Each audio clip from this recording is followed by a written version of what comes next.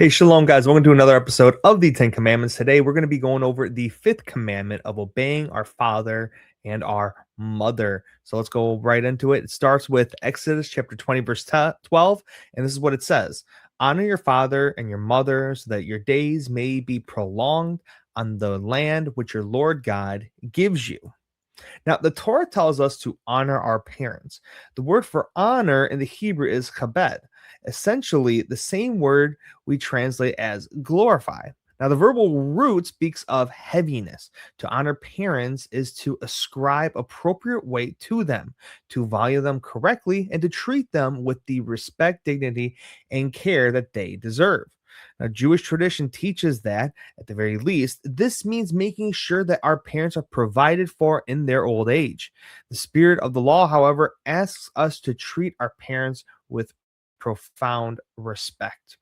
Honoring parents is the only one of the Ten Commandments to come with a promise. The Torah tells us to honor our parents, quote, that your days may be prolonged and that it may go well with you on the land which the Lord your God gives you. Deuteronomy chapter 5, verse 16.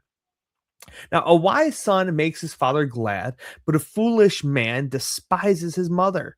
That reading comes from Proverbs chapter 15, verse 20.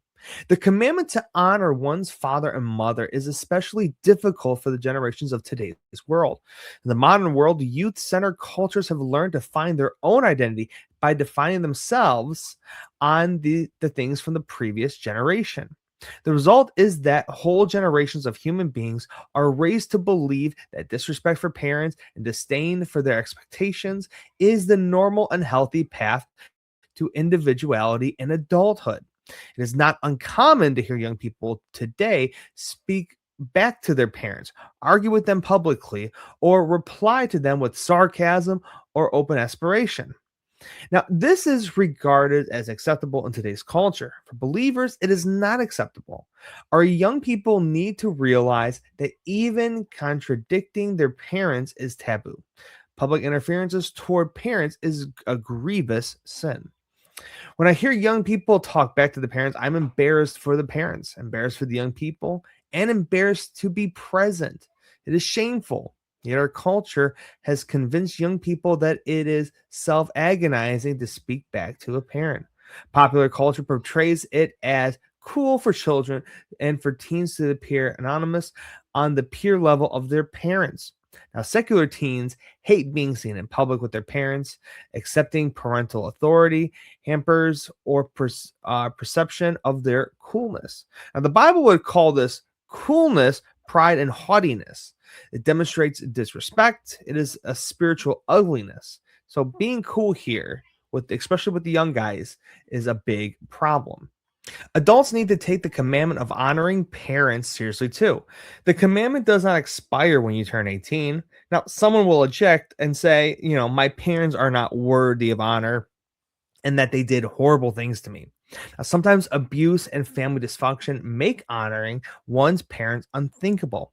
Parents make a lot of mistakes. It is possible to emerge from childhood and realize that one's parents are not only fallible, but foolish or even irrational. Now, the Torah does not tell us to honor our parents only if we find the worthy of honor. We still find accord with them to appreciate the honor. It is not our job to decide whether a parent deserves honor. Honoring parents can be done in small ways and large ways, such as staying in regular contact, looking after their needs, and deferring to their preferences and wishes when possible. Now, refusing to contradict or correct them is also a way of accepting honor. In order to properly honor our parents, it may be necessary to bend one's religious convictions to avoid offending them. Now, honoring one's parents is not something that comes naturally.